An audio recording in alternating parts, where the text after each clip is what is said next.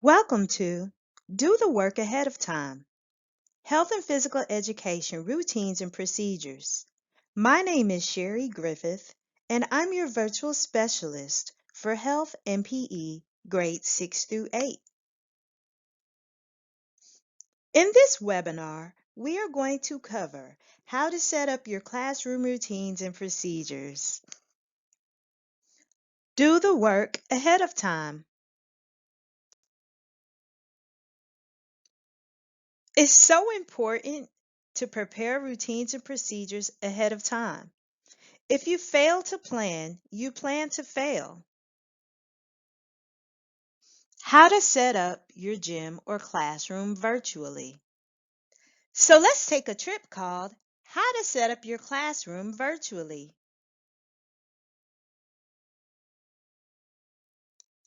Starting with management and setup. Creating a student-centered classroom. A student-centered classroom has a learning environment in which the focus of instruction is shifted from the teacher to the student by placing the responsibility of learning in the hands of the students. You want to set them up for this successfully. So in advance, you have a positive learning environment which sets the student up to be successful on their own. From day one, we want to set up a positive learning environment. In order to set up a positive learning environment, I share expectations for the learning environment on day one. Day one routines and procedures include learning the expectation for communicating successfully in the virtual classroom. Mics are muted unless it's your turn to talk. We exercise good social health and no one can hear our backgrounds. The chat stays muted for a week until we learn that we have to be respectful while using the chat. And the chat is how we stay in contact with one another while communicating on our live virtual platform. It also contains classroom artifacts and is accessible to anyone. Parents, principals, Board of Education members who are visiting and want to see what we're learning, your name is attached to it too. Therefore, your chat communication should represent you well. Also, it's very important to encourage students to be to class on time. It's so important for students to be present once they arrive, attentive, and that students know how to participate successfully. So also during the first week, you want to make sure they understand how to be marked present, how they receive grades, and how they are to communicate with you, how you communicate with them, and they should understand how to do this on a day-to-day basis in a student-centered learning environment. In my school, the decision has been made that the first half of class is synchronous, the second half of class is asynchronous. So I like to tell the students that synchronous means we're together, we're in sync, we can sing together in synchronous settings. And so you should understand this is your opportunity to speak to your teacher, to ask all the questions that you can, to speak to one another using the chat, unmuting your mic, taking turns by raising your hands, asking questions, finding out everything you need to know for assignment submission, any instructions that maybe were not understood, all the clarification that's needed. It all needs to take place in this synchronous setting. It kind of reminds me of a flipped classroom. Of some years ago, this new way to teach called a flipped learning environment, where the students did their learning independently and they came to class to go over it together with teacher guidance, and then they'd go off again and be independent learners. And so for the first 30 minutes of class, my students come in, they enter, say good morning or good afternoon, and they participate to the fullest. They share everything they know and that they learned from previous assignments. And then before time is up, they learn what they're about to do independently and ask any questions they may have. The second half of class is asynchronous. After we've been together for 30 minutes, students are beginning the process of exiting the class. They say bye, they unmute their mics and say bye, like they're really leaving the room, and then they let themselves out. They say bye in the chat. They say, have a good day, good afternoon, bye, see you, have a good weekend as they're exiting, because in my positive learning environment, I am trying to have a setting that seems as close to normal as possible for the students. And so they communicate out loud as much as possible, in the chat as much as possible. They make sure they ask any questions, and I make them feel confident that they can depend on me. And so I make sure to check my messages regularly when they're on their own. I even leave the asynchronous classroom running for 10 to 15 minutes after they've left in case they want to come back and ask a question. Um, they should know before they leave where assignments are posted and how to submit their work, where to submit it at. And so during this asynchronous time, they have 30 minutes, and unless I'm giving them homework, the assignment should only last 30 minutes because we want to make sure they're also on time to their next class. My favorite go-to way to share expectations for the learning environment is a procedure that's easy to remember, 5 steps or less, and has an acronym, SLANT. And so I let my students know we only have 30 minutes of synchronous learning time, so SLANT. The S in SLANT is for make sure you have space, make sure you have your supplies. And so your space should be clear. You should have a flat surface to work. Your supplies include your device, your virtual learning device, whether it's a tablet, whether it's your Chromebook, laptop. Make sure that you have a charger. That's also your supplies. And if you need anything to write with, make sure you have that also. The L in slant is for look at the screen. Eliminate anything that can distract you. Cell phones, TVs, little brothers, babies, sisters, puppies, kittens, any of those things, video games. Eliminate distractions, focus, and make sure you're looking at the screen and paying attention. The A is for ask questions. While we have 30 minutes together, now's your time to ask questions. You can ask them in the chat. You can just put a question mark. You can ask your question. You can raise your hand and be called on and turn on your mic. But while we're in class together, ask questions. The N in slant is for nod your head. This means show how you feel.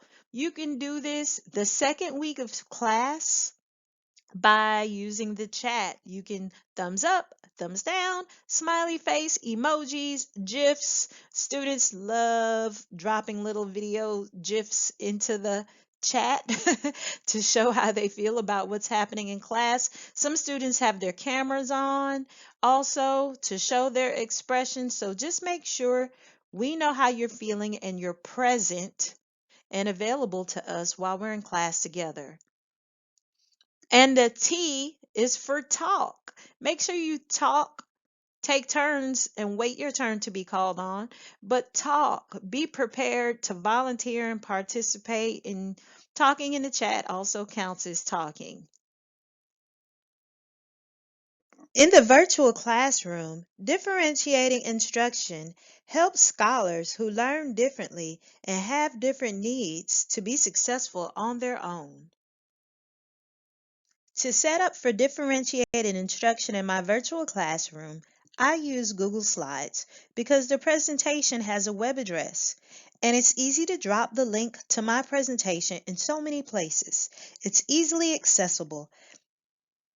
I can share it via email, chat, messaging, text, and I can open and adjust it easily. From any device, I can open up a Google page. A teacher shared this slide with me. This slide has a background picture of a floor, a green rectangle as a wall, a picture of a whiteboard, and a text box with words. I reuse it and share it to encourage teachers of how fast this can be to set up your virtual classroom.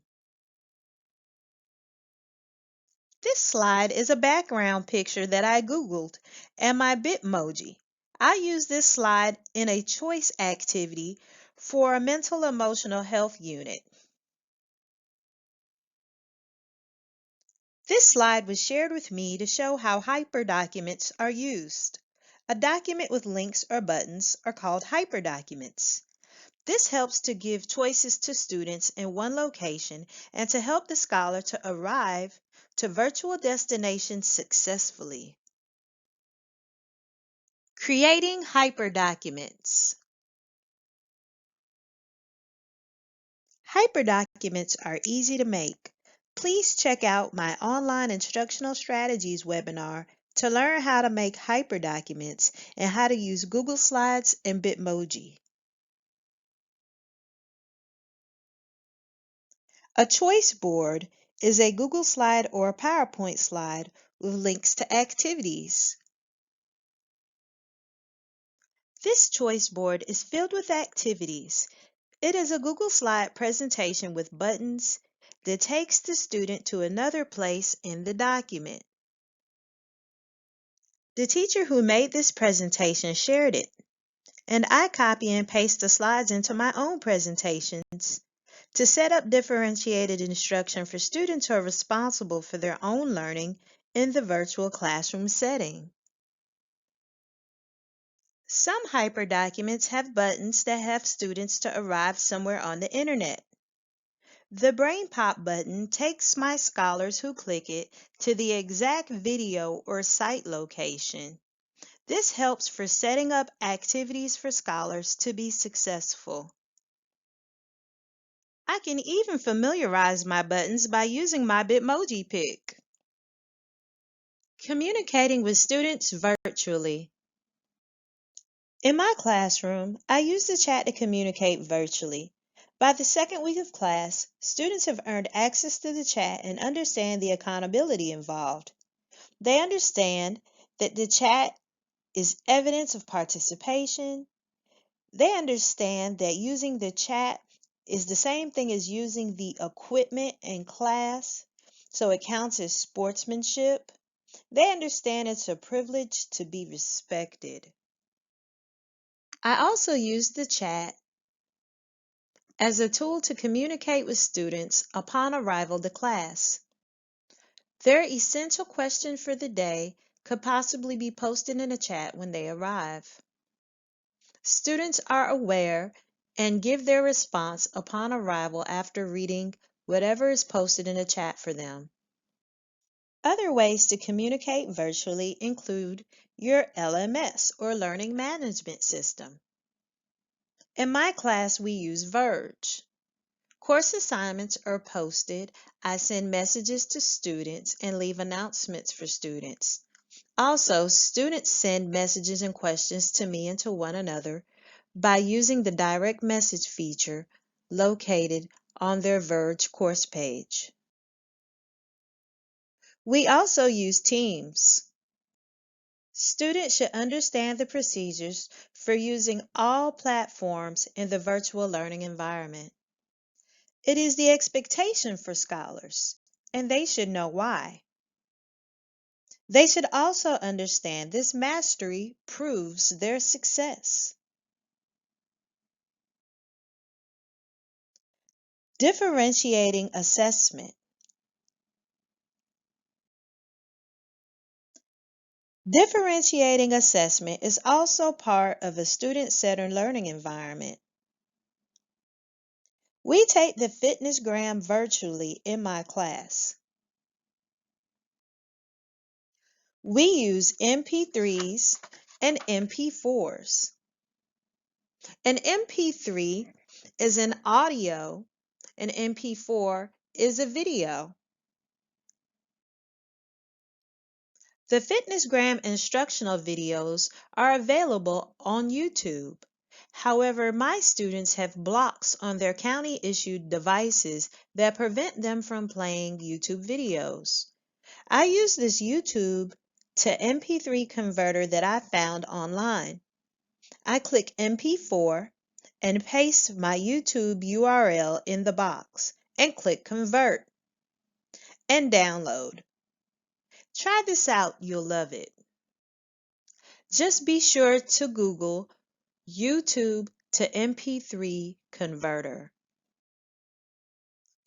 This was a major step in setting up my FitnessGram assessment for students because the FitnessGram is a mandatory assessment given once a year for students in the state of Georgia. My students appreciated knowing that this was set up for them once they realized they could not access the YouTube videos themselves. This extra setup step in my planning helped students to be successful in completing the FitnessGram at home this year. Another way to differentiate assessment is by using Forms. Forms is an app on Microsoft and on Google. It allows you to make self-grading quizzes. Students receive a link and teachers receive the results. These results appear once the students click Submit. By clicking View Results, you can see student responses or data such as charts or spreadsheets of all student responses. Face-to-face, my setup still includes expectations. For me, student seating setup, co-teaching setup, setting up rules, and setting up space for participation are the most important for successful teaching and learning. Face-to-face setups. Setting up student seating is very important. Students should know what to do when they arrive to class. They should know where to sit and what to do with their belongings. In my face-to-face setup, students sit on the floor. They are seated in alphabetical order for easy attendance taking on the spots on the floor in rows. In my school, whenever a teacher is absent, sometimes students try to blend in where they don't belong. Because my students have their own personal seats, just like they do in other classes, if a student does not belong or if a student is missing, it is very apparent. Expectations for co-teaching include setting up classroom boundaries. Teachers should know how many teachers will be in the gym at one time, have an estimate of how many scholars will be in the gym, and determine while setting up if teachers or students will be working together cooperatively or dividing up independent class space in the gym. Rules for participation in the gym should be shared with students on day one. Whatever the expectations are should be posted on the wall and should also be explained to students on day one. Hybrid setups that work for others. The hybrid learning environment includes preparing for scholars face-to-face and virtually at the same time. To set up for this, we prepared by connecting a computer to a mobile smartboard checked out from our media center. Students at home and face-to-face are able to participate together. What has worked versus what has not worked. Setting up seating, providing live workouts for students in class, and continued participation has worked in the hybrid setting. What has not worked is co-teaching or enforcing the rule about wearing masks while exercising. While co-teaching, there are two teachers who have virtual classes in their laptops. However, only one teacher can be hooked up to the mobile smartboard at a time. This means that only one virtual class can see what's on the screen. I recently received a webcam and tripod to see if it will help with this issue. Hopefully, I'll let you know how that goes. Changes from class to class. Changes between the face-to-face setting and the virtual setting varies. Some students find it easier to participate online. They feel more comfortable at home. Maybe they were shy before and it gives them an opportunity to be themselves. And some students find being virtual a little more difficult. Sometimes their online teachers are too vague for them and don't include enough instructions. Sometimes they don't feel the motivation they felt when they were face to face and find it easier to cheat. In both environments, it pretty much depends on the individual student. In this final segment of our webinar, I'd like to recap some activities and instructions that happen to be my favorite. So far, we've discussed how to set up your classroom virtually and face-to-face. I've shared a few instructional strategies and activities. I would now like to share with you a few of my favorites. My favorite type of lesson. My favorite type of lesson face-to-face is setting up stations once a week and allowing students to navigate independently through each station, improving upon skills freely while exercising sportsmanship. It's called Choice Day. Students earn this activity on Fridays if they've exercised sportsmanship and maximum participation throughout the week. Because my students are on a block schedule, this opportunity is available once every 2 weeks. Because I co-teach, students are able to blend with multiple classes in the shared space. This activity is my favorite because it reminds me of a circus. 3 to 5 rings of structured, magnificent performance simultaneously. It's a sight to see and I love it. Virtually, my favorite type of lesson is a boys versus girls challenge. In the virtual classroom, I love the boys versus girls challenge. I allow students to take turns answering a series of questions that I've put on the screen and that I'm reading out loud. Students are able to answer out loud or in the chat.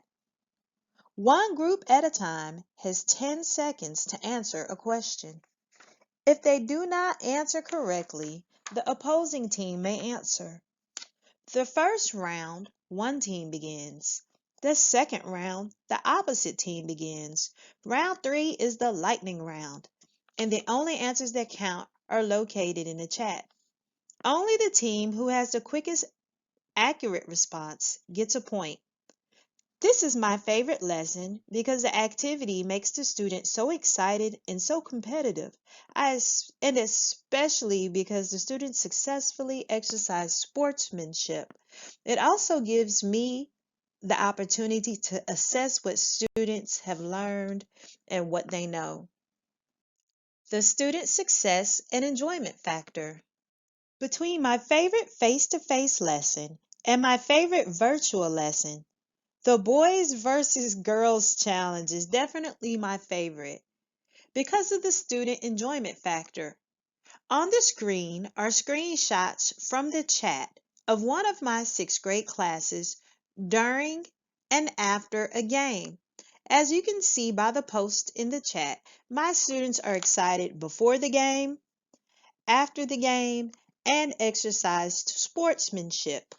The GG with the thumbs up stands for good game, spoken by a shy 11-year-old girl who challenged the boys in class, lost, laughed, and congratulated them. This is my favorite lesson because of the student enjoyment and because these moments of structured student excitement in the virtual setting is priceless. My favorite lesson. My favorite lesson to do both in a face-to-face setting or virtually are to allow students to make presentations using Google Slides or PowerPoint. I used to always request PowerPoint. However, after learning that any Google Slide presentation I open gets saved in my Google Slides app, I prefer Google Slides. I love reusing my students' artifacts and sharing them. On the screen are a few slides that my past students have made. My students practice being health advocates or health heroes and speak to their peers to make the world around them a better place. They practice skills of persuasiveness, sharing their knowledge, and expressing themselves creatively. So here's a recap of my go-to strategies. These go-to strategies will include what works with most classes, engagement, and classroom management and behavior. What works with most classes in most situations. In this recap, I'd like to talk about my go-to strategy for face-to-face instruction. My favorite face-to-face activity is setting up stations once a week and allowing students to navigate independently through these stations, improving upon skills freely while exercising sportsmanship. It's called Choice Day. Students earn this activity on Fridays if they've exercised sportsmanship and maximized participation. Because the students are on block schedule, this opportunity is available to them every other Friday. Because I co-teach, anytime one of the co-teachers are absent, this is a go-to strategy to help to take care of their class as well as mine. The substitute teacher only needs worry about helping out with all of the classes who are participating in this station's activity. This helps to maintain the classroom management in the gym and not leave all of the responsibility of taking care of that class in the gym up to that substitute teacher. This is a go-to strategy because it just helps to make everyone involved have the best day possible. The students, the teachers, and the substitute all appreciate it. It also helps to cut down on any discipline problems when a teacher is absent. In this recap, I'm going to talk about my favorite go-to strategy, whether face-to-face, virtual, or even hybrid, which is student presentations. Once students are given a rubric to complete a presentation, then the presentation becomes more like a project. Responsibility for learning is then placed in the students' hands, empowering them to earn their points for their presentation or project. My scholars are able to demonstrate that they are professional students or professional learners, and this is a great way to assess what students have learned after a unit or lesson. This is a go-to strategy for me because I tend to have students who aren't the best test takers, but know all of the information and can express it to you. So I provide them with student rubrics and give them an opportunity to perform showing what they know. This is also a go-to strategy for me because it's not that easy to assess student performance virtually. And these project-based and performance-based tasks give students the encouragement to perform, whereas test questions may be stressful for some learners.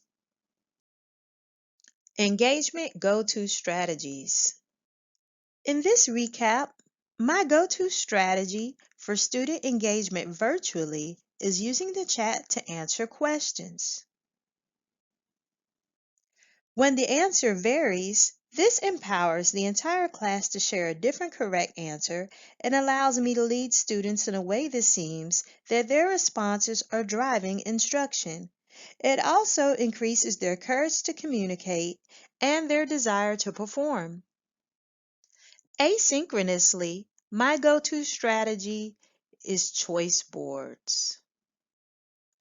I really think that the number one reason that choice boards are engaging is because students just love pushing buttons.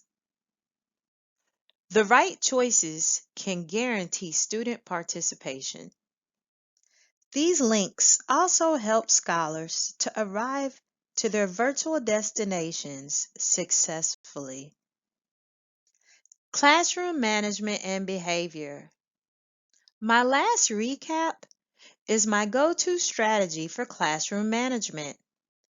Having the mics muted on day one and having the chat muted for week one is my best virtual go-to strategy.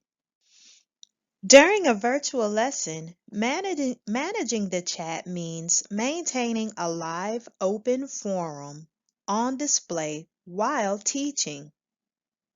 Also, the chat is an artifact. Once respect for the chat has been established, a virtual classroom has gained a powerful tool for teaching and learning.